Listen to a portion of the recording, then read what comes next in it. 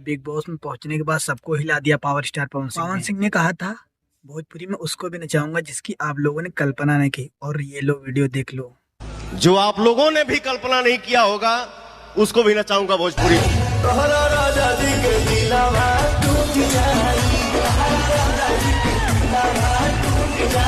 और देख सकते हैं पावर स्टार ने कहा था कि मैं उसको भी नचाऊंगा जिसकी आप लोगों ने कल्पना भी नहीं की होगी। और यहाँ पे देखिए, यहाँ सलमान खान को हमरा राजा जी के दिलवा टूट जाए पे डांस करवा रहे हैं। तो पवन सिंह जो बोलते हैं वो करते पहला ब्रांड पवन सिंह ही है। हैं। भैया पवन सिंह ब्रांड हैं, कल भी ब्रांड थे, आज भी ब्रांड है और ब्रांड रहेंगे। भैया पावर स्टार है, कुछ भी कर सकता है, आप लोग समझो। पावर स्टार के इस समय जलवा है।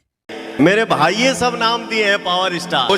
तो भैया अभी हम बिग बॉस देख रहे थे, तभी अभी हम लोग आए वीडियो बनाए। हमने सोचा पावर स्टार ने सबको हिला के रख दिया और सलमान खान जैसे हीरो को किंग कहने